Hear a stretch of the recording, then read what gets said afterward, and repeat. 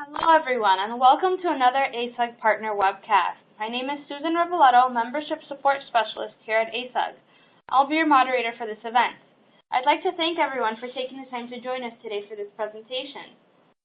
Today's webcast is What You Should Know About New Asset Accounting with S/4HANA, and it is brought to you by ERPfixers.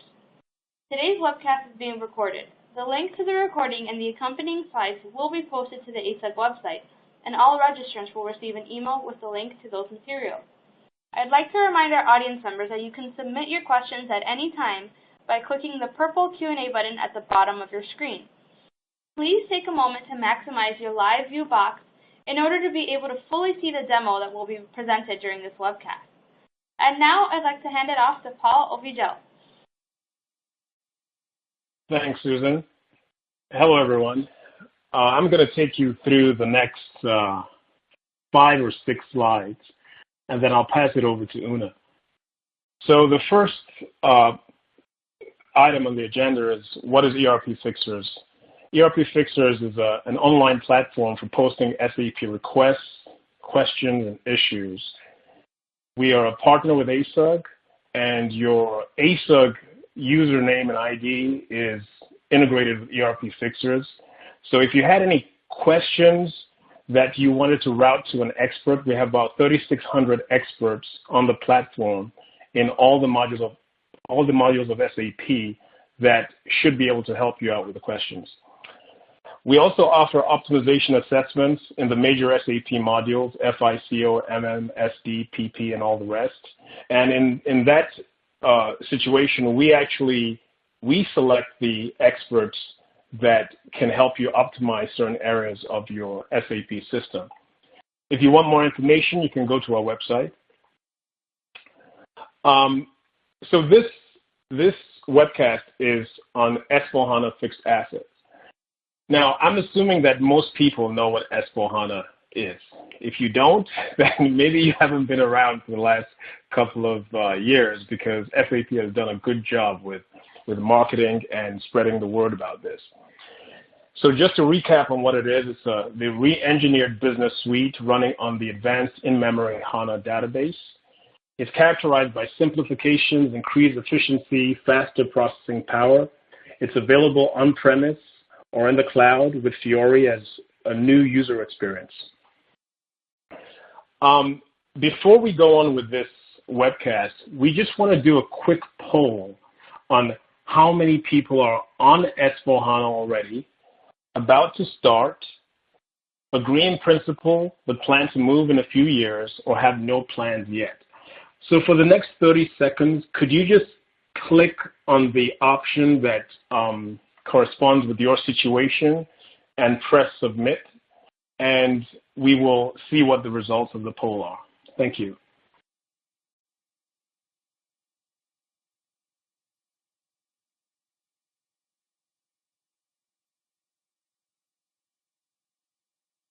Okay, let's see. So we have 10% on S/4HANA already.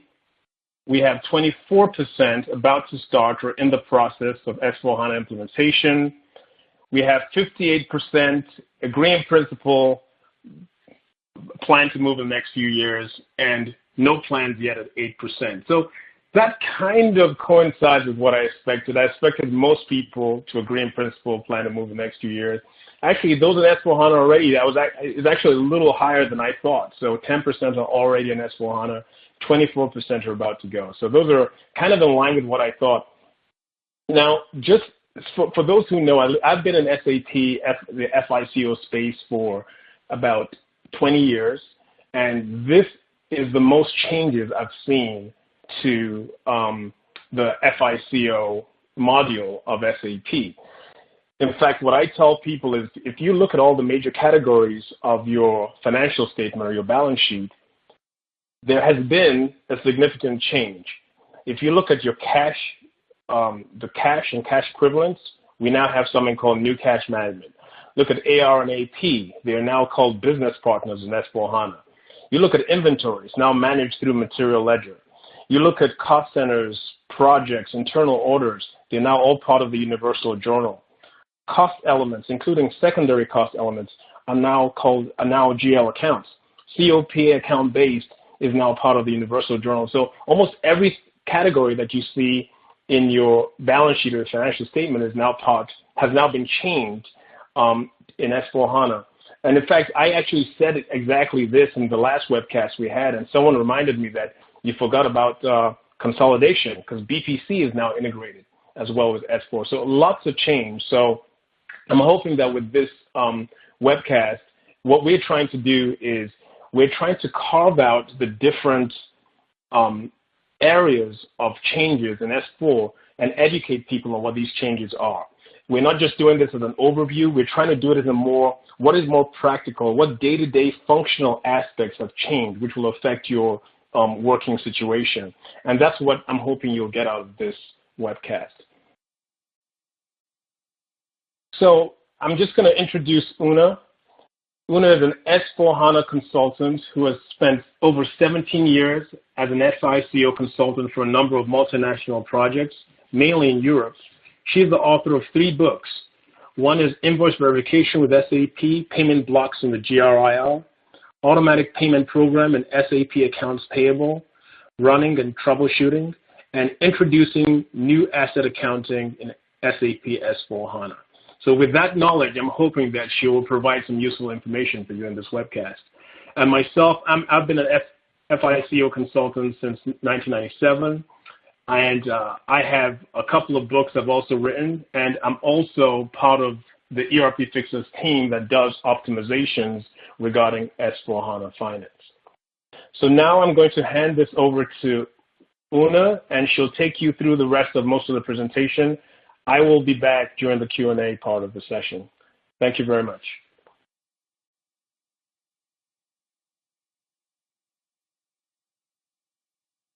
So Una, I'll hand over to you. Good afternoon, everybody. I'm going to start by giving you a bit of background on new asset accounting and S/4HANA, and then I will run through some of the key changes that were introduced which distinguish it from classic asset accounting. Next, I'll go into some more detail on some of the larger areas, for example, how the depreciation areas work with the ledgers to record the different accounting principles. You may have already heard of the Universal Journal, which is one of the biggest innovations in finance in S/4HANA, as Paul mentioned. I will explain in more detail what that is and how new asset accounting integrates with it and how the new asset transactions work. I will also run through the depreciation, and finally I'll touch briefly on the migration of assets. The first version of new asset accounting was actually introduced in 2013 on SAP ECC 6 Enhancement Pack 7. So if you're not on S/4HANA but you've already implemented the new general ledger, you can still get new asset accounting, although you need to activate some business functions first, and you won't have the full functionality until you're actually on S/4HANA. Initially, the SAP Business Suite simply ran faster on the new in-memory HANA database with its super fast processing speeds. With S/4HANA, SAP has rewritten and partly redesigned some areas to take advantage of the increased power and to run with greater efficiency. New asset accounting is one of the areas that was further optimized to run on S/4HANA with additional functionality and a new data structure, along with full integration to finance via the Universal Journal and the ACDOCA table. It's actually spelled ACDOCA, but it's often referred to as ACDOCA. You'll probably hear me refer to it that way a few times today. Only the new asset accounting and the new general ledger versions are available on S/4HANA. The new general ledger, in fact, is now officially called the SAP S/4HANA General Ledger, by the way.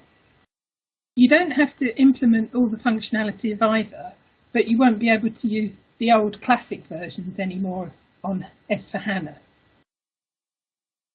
The actual components of the asset module haven't changed much, so you still assign your company code to a local chart of depreciation, where you have most of the local rules for calculating the depreciation, such as straight line or reducing balance methods, and whether to start depreciating at the beginning, middle or end of the period, and so on. The account assignment, screen layout and default useful lives are still linked to asset classes, which group together assets of a similar nature, and you still have the concept of depreciation areas to record different values for different accounting principles.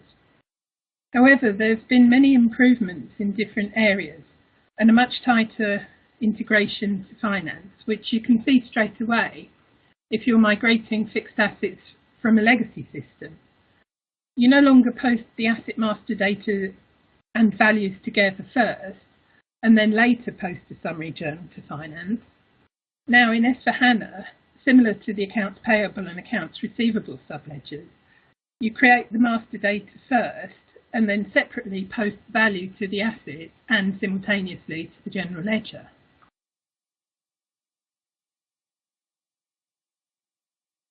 The reason that the asset value can be posted to the asset and to the general ledger simultaneously is because the asset tables have been replaced and both the asset and financial actuals are now held in a single table in finance, the aforementioned ACDOCA table.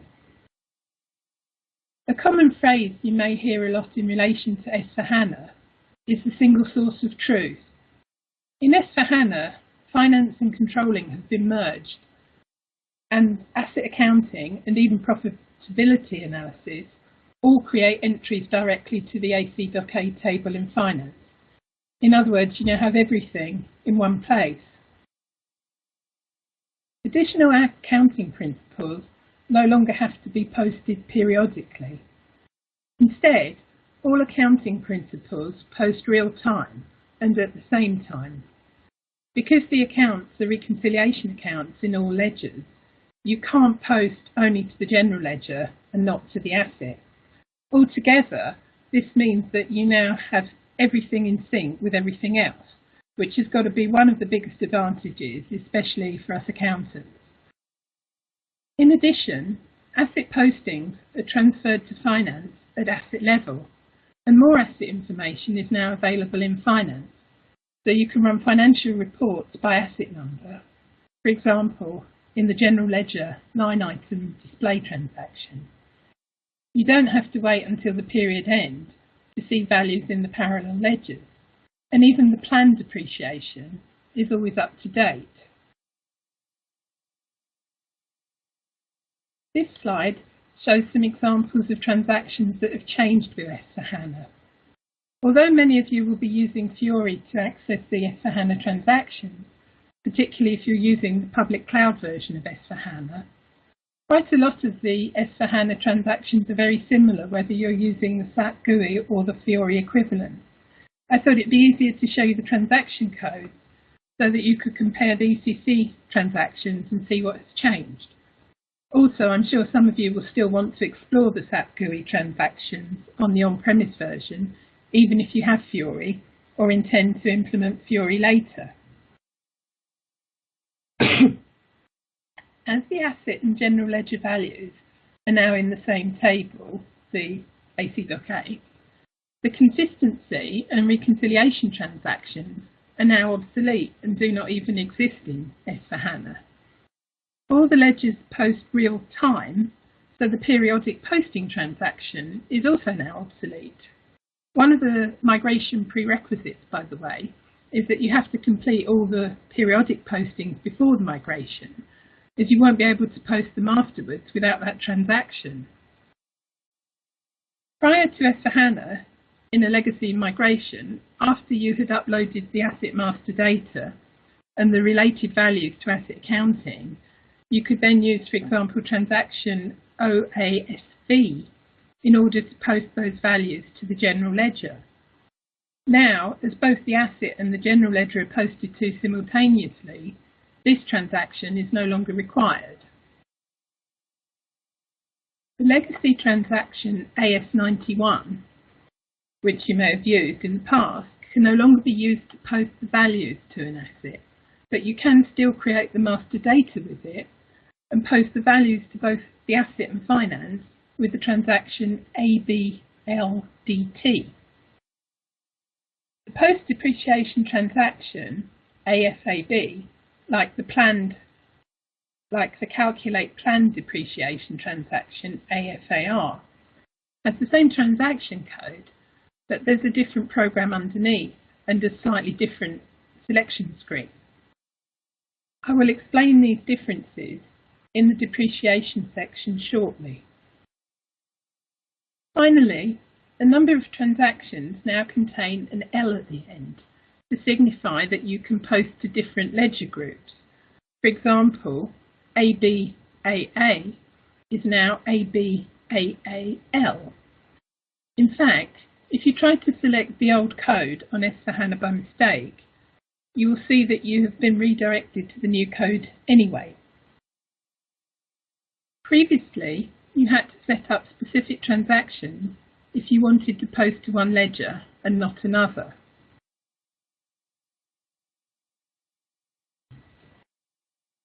In asset accounting, different accounting principles are managed by setting up different depreciation areas. In the next section, I'll explain what has changed with S/4HANA and show how the depreciation areas and ledgers work along with an example at the end. Originally, the only way to record different accounting principles in finance, for example, local GAAP and IFRS or group accounts, was to use different number ranges in the chartered accounts. When the new general ledger was introduced in SAP, your main ledger then became your leading ledger, and you could set up parallel ledgers with identical GL accounts instead of using different number ranges. Most postings would update all the ledgers together, but if the accounting treatment for something was different in one of the parallel ledgers, for example an accrual, you could post an adjustment just to that ledger by selecting its ledger group in the transaction. Depreciation Area 1 posted to the leading ledger real-time, and you could map the other depreciation areas to the parallel ledgers and post them at the end of the period. But for technical reasons, you also had to create delta depreciation areas.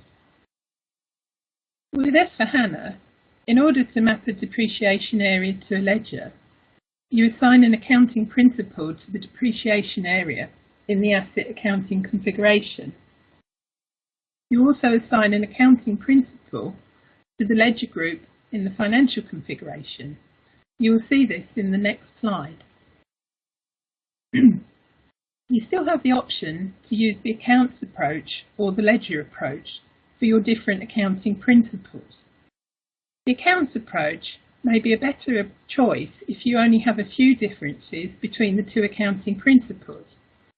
However, in S/4HANA, you still have to assign a ledger group to each accounting principle in the configuration, even though each ledger group will contain only the leading ledger, as you won't have any other ledgers with the accounts approach. You also no longer need delta depreciation areas, but if you want to have additional currencies in one ledger, you have to set up additional depreciation areas for those currencies in the asset module.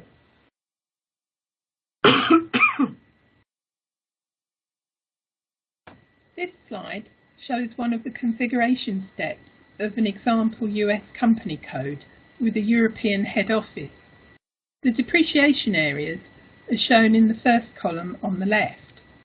Depreciation Area 1 contains the US asset values and depreciation in USD and posts real-time to the leading ledger 0L. Depreciation Area 30, which posts real-time to the parallel ledger 2L, is also in USD, but because of different capitalization rules and useful lives, some of the assets will have slightly different values in accordance with the European head office policies. Both ledgers have USD as their company code currency and Euro as the group currency, so additional depreciation areas 31 and 32 are required for the Euro. As you can see, other asset valuations are recorded for tax and other purposes, but not posted to the general ledger. When you assign the accounting principle to each depreciation area, it then pulls in the target ledger group that is assigned in the financial configuration to that accounting principle. Usually, there's one ledger in the group with the same name as the ledger group. All depreciation areas are now equal, which means that you can choose any depreciation area to be the main accounting principle and linked to the leading ledger. More than one area can be set to post real-time to both the asset and to the general ledger, and you can choose which depreciation area updates quantity. The next section is about how new asset accounting integrates with finance. I'm going to start by explaining the new table structure and the universal journal, and then I'll introduce something called the technical clearing account, which basically makes the real-time postings of different amounts to different ledgers possible.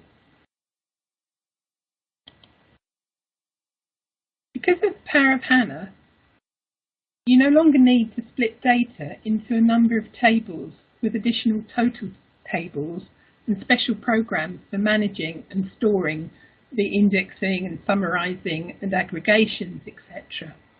The actual data from the various asset value tables can now be stored in the single finance table ACDOCA with the header data in BKPF, which still exists, and the statistical planned and year dependent data stored in the other tables on the slide.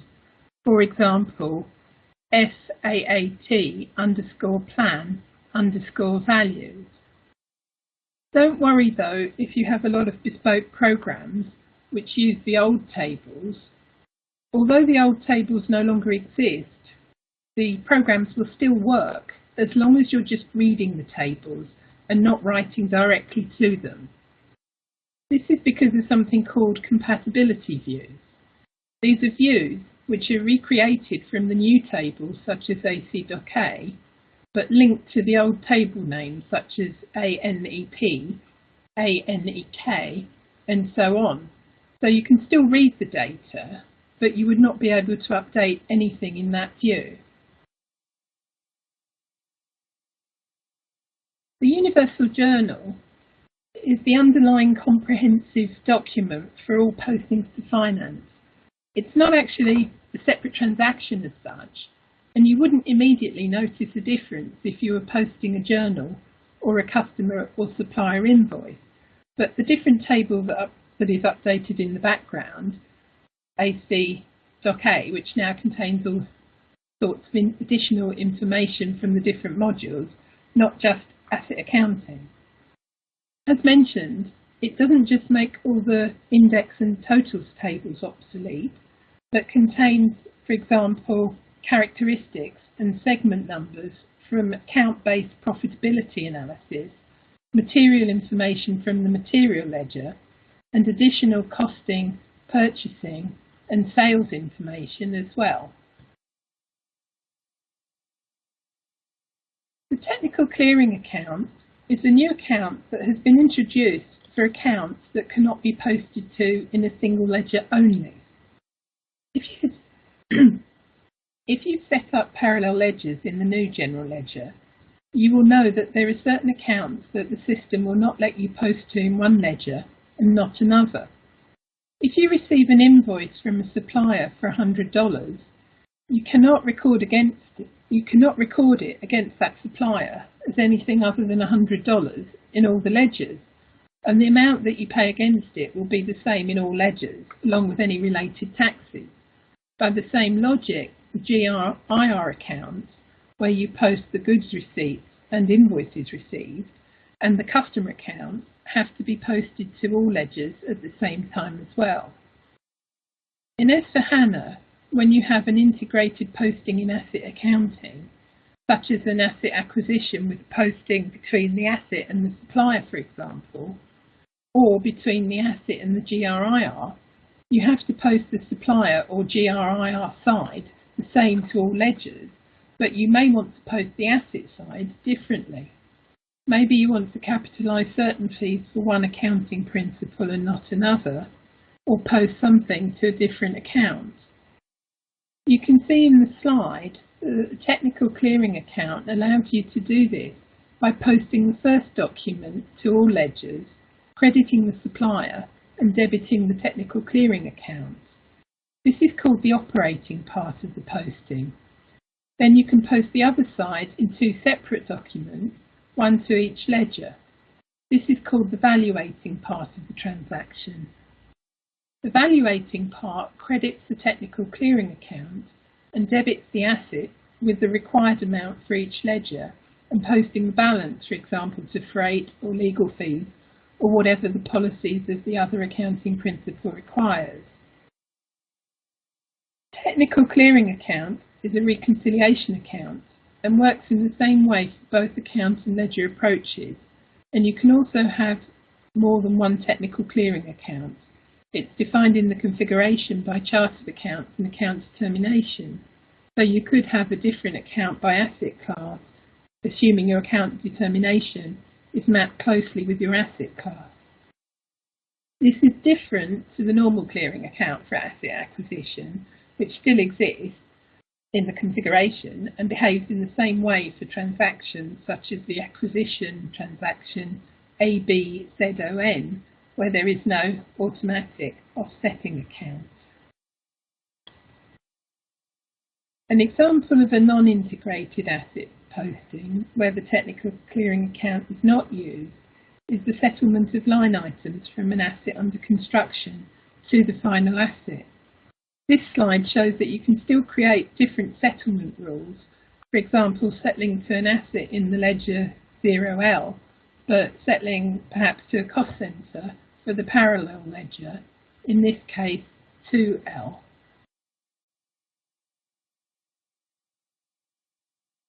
You can no longer set a transaction type to be ledger specific. Instead, you can select the ledger by choosing the depreciation area or the accounting principle in the new transaction code.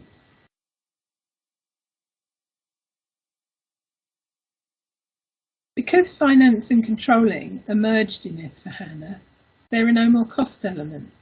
Instead, the chartered account master data contains a new field for the P&L cost element category. However, this does not include cost element category 90, which was used for statistical postings to the balance sheet so that you could link internal orders and WBS elements to balance sheet accounts. Instead, we have a new checkbox in the chartered account to allow you to apply account assignments statistically in the fixed asset account and the material account. Now we come to the depreciation programme.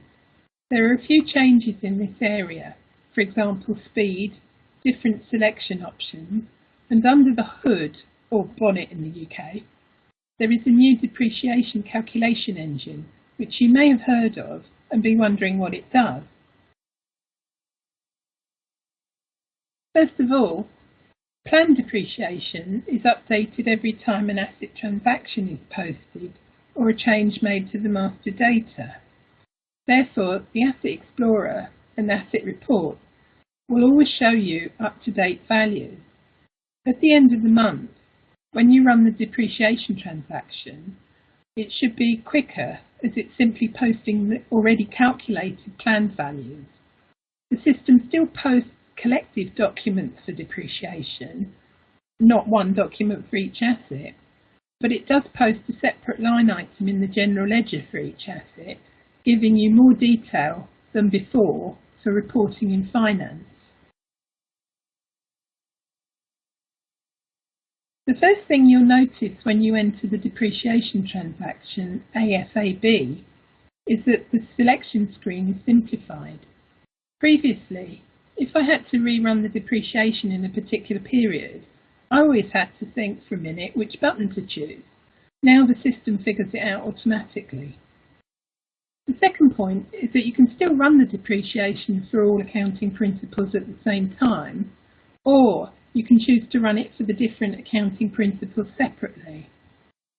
I find the new icon at the top of the screen called Info for Posting Parameters particularly useful in test environments so that I can quickly find when depreciation was last posted for a company code. The main difference in S/4HANA for transaction ASAR, the calculation of the planned depreciation, and the transaction AFBP, the depreciation posting log, is again the option to run by accounting principle. In the depreciation log, when you run the transaction, you will see a button marked Notes on Use at the top, which explains in detail the additional functionality. The new depreciation engine was designed in order to cope with some country-specific requirements, in particular, I believe, for Japan. It introduces new options, for example, to change over the depreciation method mid-year automatically, and for calculating depreciation after impairment. Previously, depreciation was calculated on every transaction line item sequentially, with the annual depreciation being the total of the line items. So, for example, you have the depreciation for the whole year calculated on the first acquisition value. Then if you have a disposal mid-year, you would deduct half a year's depreciation on the disposal amount. Finally, if you then had an addition to the asset near the end of the year, you would add on the depreciation for that acquisition just for those remaining months. Now the transactions are grouped by period and the depreciation is calculated based on period.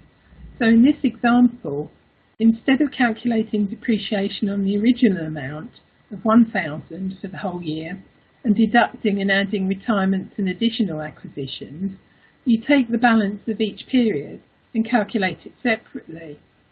Of course, normally you wouldn't even notice a difference in the depreciation calculated, apart perhaps from some rounding.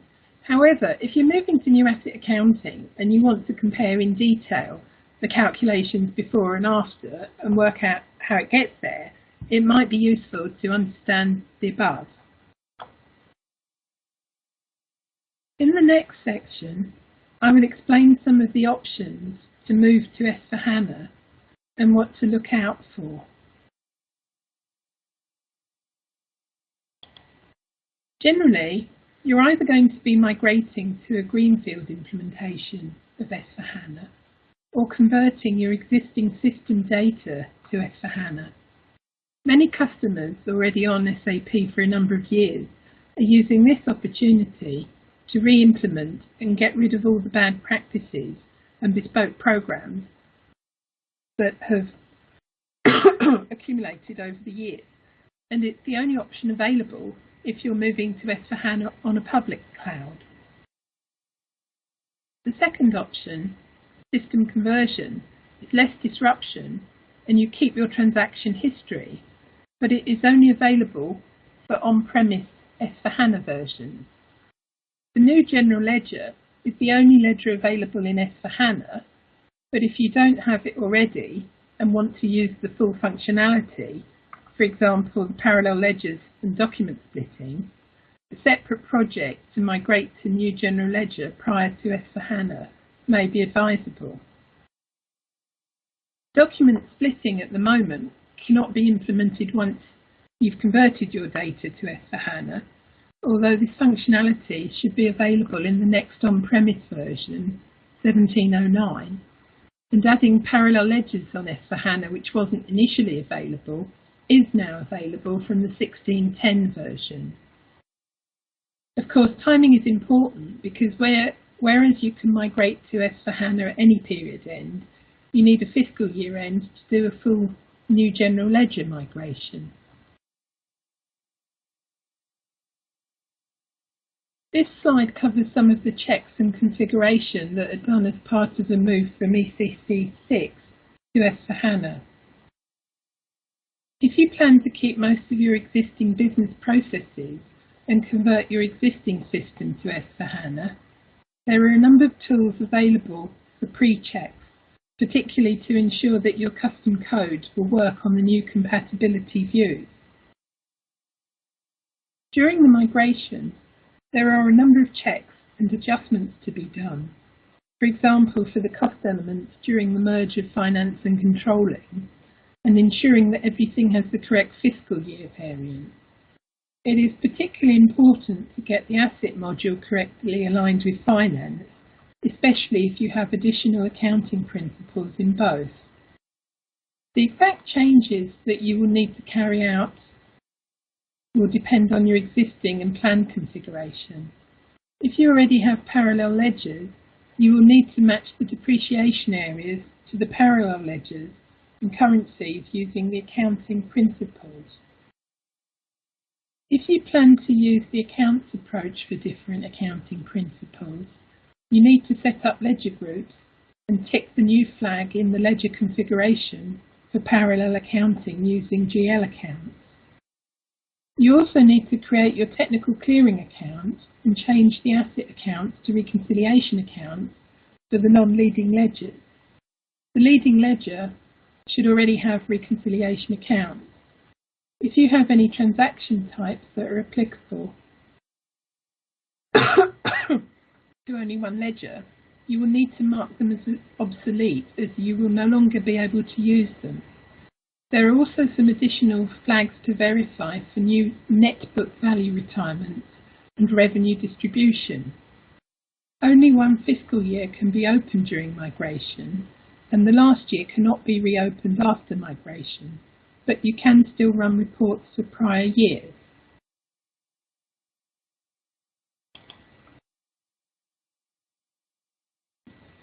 This section applies more to a data migration from a legacy system to a greenfield implementation of an on-premise version of HANA, as there are different tools available for the public cloud versions. If you are used to using the LSMW, which stands for the Legacy System Migration Workbench, the bad news is that it's not been fully converted to the new table structures and methods of posting, so SAP do not recommend to use it. Instead, SAP suggests 3 options to transfer your data, depending on the quantity of data that you have.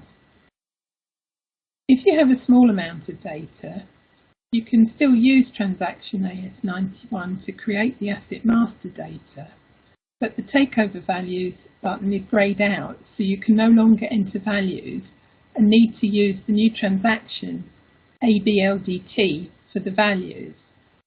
For medium amounts of data, SAP recommends to use transaction AS100, and for larger amounts to use SAP IT. I'm now going to do a short demonstration of some of the transactions in new asset accounting, so if you just bear with me while I switch everything over. Thanks, Una. And while Una's transitioning to her screen share, just wanted to remind you to maximize your slide screen so you can see her screen better, because the resolution comes out better when you maximize your slide. And also, you can start posting any questions that you have throughout this session. We have about 10 to 15 minutes at the end that we're going to answer questions. Just so you know, based on the number of people that we have attending this webcast, we may not get to every question, but any question we don't answer, we're going to send an email to everybody who attended this webcast with the answers to all the questions. So if your question is not answered during this webcast, we will answer it subsequently.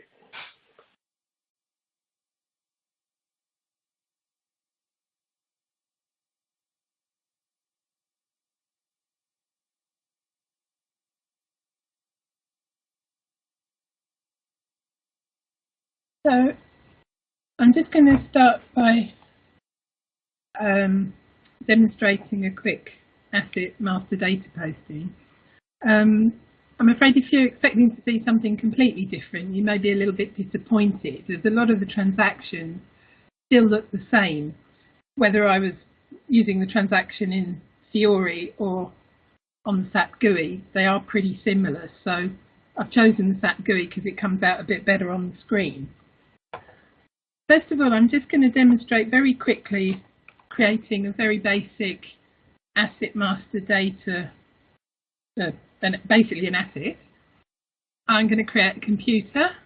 So I've gone into transaction AS01 and I'm just going to call it ASAG computer.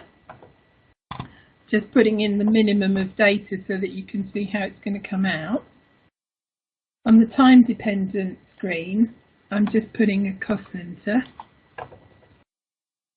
And then if I flick to the depreciation areas, you can see I've got a number of depreciation areas set up. And the first ones have a useful life of 5 years and the second only 3. I'm going to save that. I can't see the number. But we'll just display it to make sure. Right, so it's 60037. And now I'm going to post a vendor invoice so that you can see the integrated asset posting.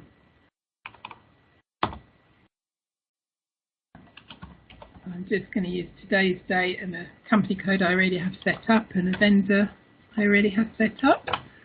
I don't know if you're familiar with the posting keys, but 31 is basically a vendor invoice, a credit to the vendor account. Just going to post that maybe 500 is a lot for computers, 2000s. I'm afraid I'm using the UK format and UK dates and everything, so I apologise for that. The posting key for the other side of the transaction is 70, which is a debit to the asset account. And then I'm going to type in the asset I've just created. Next, I would normally use a transaction type 100. I mentioned transaction types earlier. These were what we were using to, in the reporting it shows whether it's an acquisition or a transfer or a disposal. And you used to be able to do the ledgers by transaction type. So you've got external asset acquisition, you can do intercompany transfers, current or prior year. But that's no longer the case. All the transaction types now have to be for all ledgers. Tax code, so that's my posting complete. If I go to the overview button, you'll see that there's a new button on the screen which wasn't there before called Asset Accounting. If I click on that, you can now see that it's showing me the different postings. So the first posting is to all ledgers. I don't know if you can see that, but it's got a column there that shows the ledger. The first is blank, which means to all ledgers, and the second is the leading ledger only. At the top here I have a button called AP Currency, which means accounting principle and currency. If I click on it, you'll be able to see that there's 2 accounting principles set up, IFRS and local GAAP. I can also choose which currency I want to see. So for example, if I went to IFRS in USD, you can see it's now showing me ledger 2L and it's showing me the values in USD. So I'm happy with that and I'm going to save it.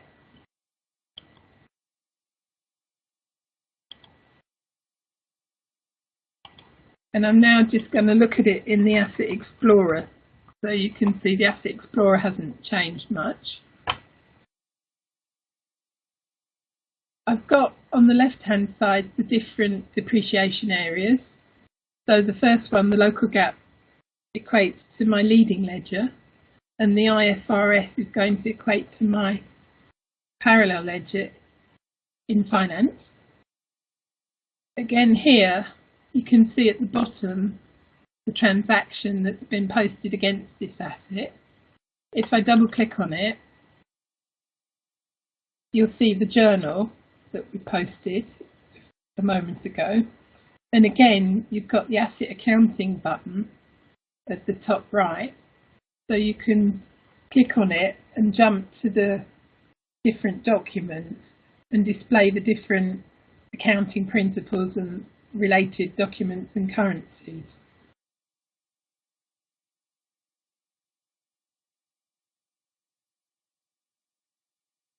I'm just going to jump quickly to another couple of demos. How am I doing for time?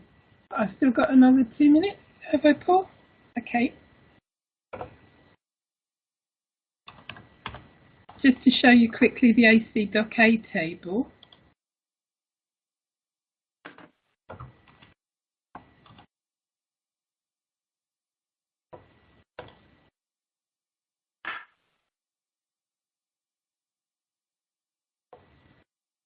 So this is a list of all the different fields in the ACDOCA table now. I don't know, I hope you can see okay. It's got all your normal things that you'd expect in the table. And if I scroll down, I'm going to whiz down quite fast to somewhere around here. You can just wait for you to catch up. And then if you can see there's a whole area where on the right hand side under short description it says Universal Journal Entry Fields for Asset Accounting, and you have the asset numbers, transaction types and so on. If I scroll down even further, you'll see there's fields for CO. Further down there's projects, the OPA fields, public sector, real estate, joint venture accounting, and so on. So there's quite a lot of data now in the ACDOCA table. I'm going to show you one last thing, which is the GL account master data. This is the technical clearing account that's come up, which is the last thing I looked at. As you can see, it's the reconciliation account.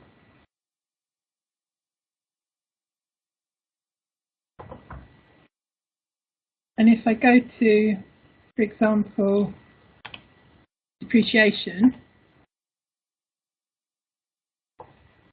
you can see on the depreciation screen at the bottom, we now have the cost element categories, which used to be inside cost elements. They're now appearing in the general ledger master data instead of in the separate cost element. And you no longer have the little button on the right at the top, which allowed you to edit the cost elements. So I'm going to stop the demo there so that we have some time for questions.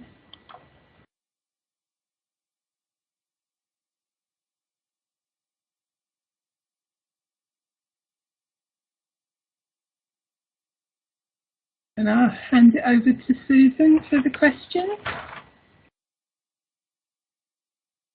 Thank you, Una. Yes, we are now moving on to the question and answer portion of our webinar. Please take a moment to submit your questions using the purple Q&A button at the bottom of the screen.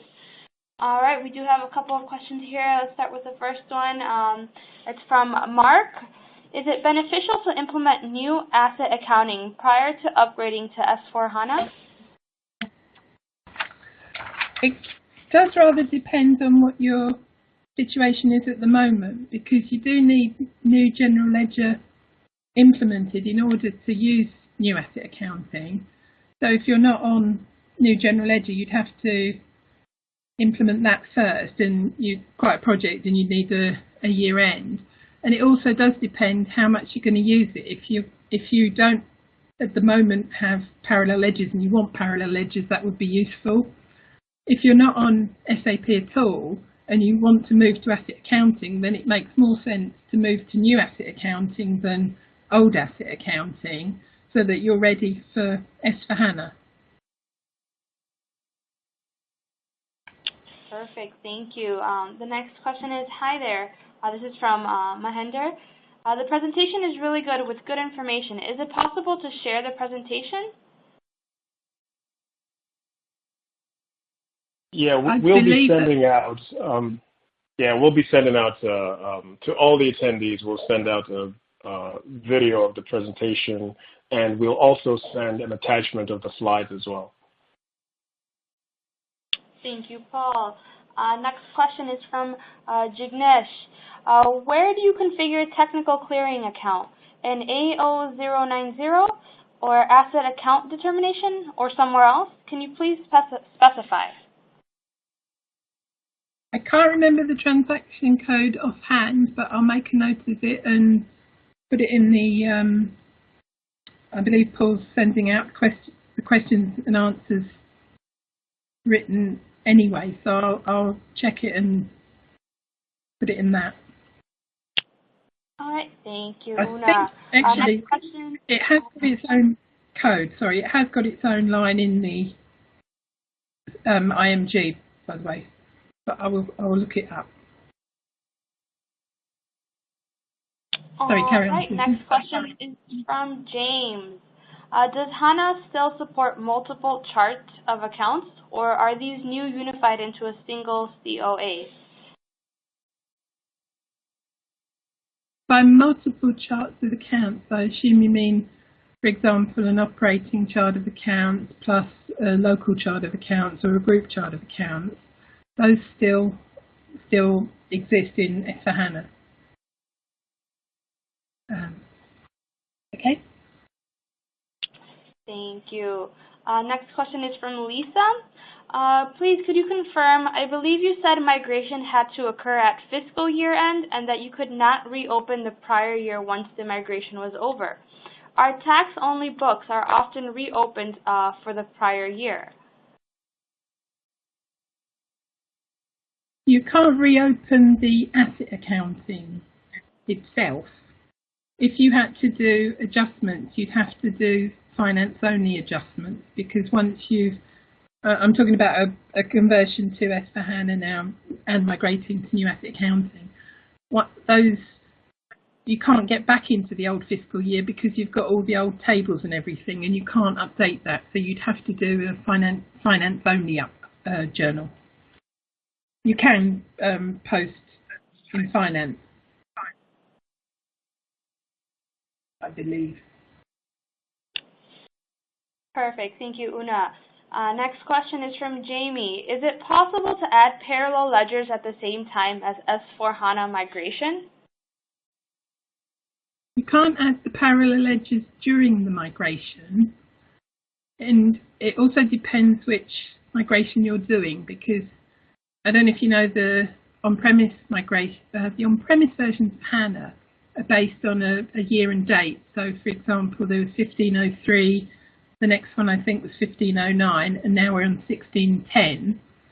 It's only in 1610 that you can add the parallel ledgers once you've migrated. You can't. I don't think you do it actually during the migration. I think there's some new functionality that allows you to add it once you've migrated. I believe there's an OSS note on it. I could look it up today.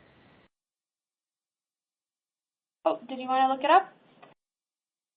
No, I'll look it up when I'll double check it before we send the questions and answers out. Okay, thank you. The next question is from Sean. Could the AP invoice in the example have been posted with different amounts by ledger? Not at the time of posting. You normally, it's just the way it's split. It allows you to do adjustments afterwards. Yeah, I think that's about all I can say on it. You can't actually change the amounts on each ledger during the posting, unless you were doing a settlement, unless you were settling from an asset under construction to a final asset, for example. Thank you, Una. The next question is from Steve.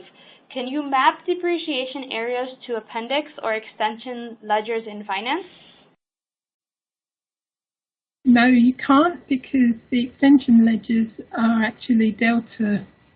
They post delta figures only, so you don't have a delta depreciation area, so you can't map it one-to-one.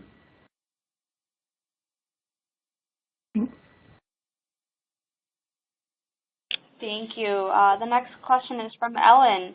Will you still have the tax DEPR available for reporting? I'm not sure I fully understand the question. If you mean the different depreciation areas for tax, for different types of taxes, there's nothing changed in that area. Or do you mean at the year end? If you mean at the year end, again, you can't, sorry, not at the year end, at the migration, you can't go back into a previous year after the migration. It all has to be done in the finance ledger. Okay, Susan. Thank you. The next question is from Lauren. Can we still use calculated depreciation areas in S4, still posting to ledge? I'm just doing posting to the ledger. I think you can still have calculated depreciation areas, but I'll double check that. Next question. Next question. Okay, it seems in 1605 you must add then parallel ledger in a separate year. Can you do it in the same year as migration than with 1610?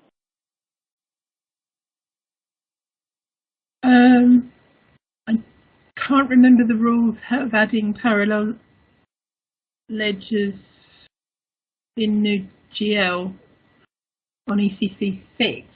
I would think it would make sense to do it at the year end, but I don't see why you can't do a year end, do the parallel ledger and then migrate to S/4HANA at the same, you know, it'd probably take longer than a weekend, but at the same point in time. Again, I can double check that. Thank you. The next question is a follow-up from Ellen. We calculate tax depreciation each month and report it at the end of the year. The taxing authority, we have a special tax depreciation area. I think that was just a follow-up comment. Yeah, I don't think anything's changed there. That should be okay. All right, the next question is from Gabriel. I heard a new year could not be opened independently in both finance and asset accounting, and is done in IT code, which is balance carry forward.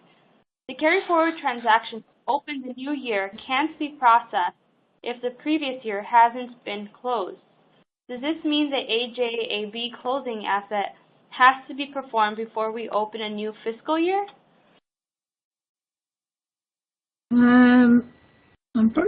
I'm just trying to look at that one.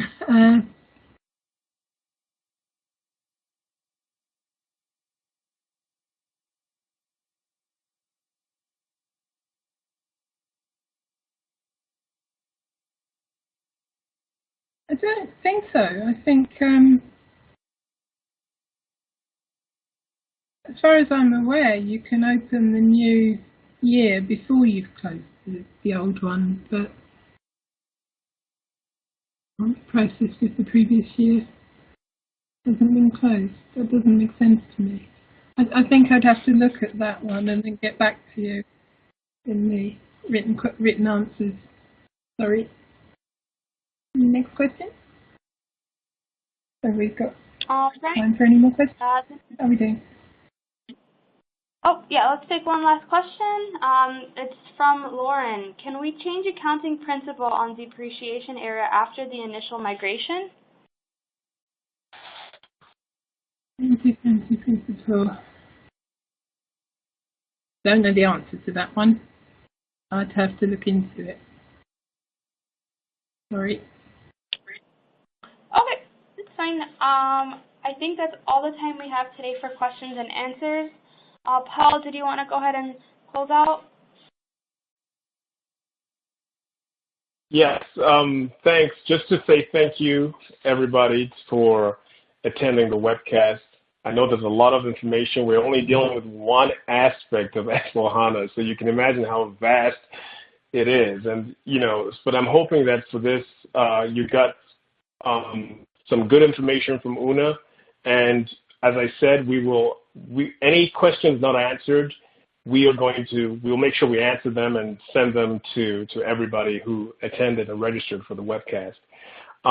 Please look out for other webcasts we have with ASUG. We want to cover most of the major areas of S4. We've already done COPA. We plan to do cash management and material ledger before the end of this year, and revenue recognition. So please look out for that.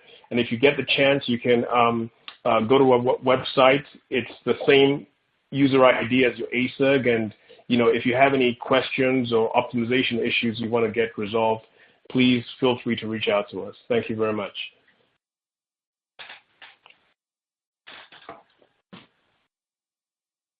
I'll hand back to Susan. Thank you, Paul and Una, for a great webcast. On behalf of ASUG, I'd like to thank ERPfixers as well as all of you who took the time out of today to attend this webcast. The recording and the slides from today's program will be posted to the ASUG website, and all registrants will receive an email with a link to those materials. With that, I would like to close today's webcast. Have a great rest of your day, everyone.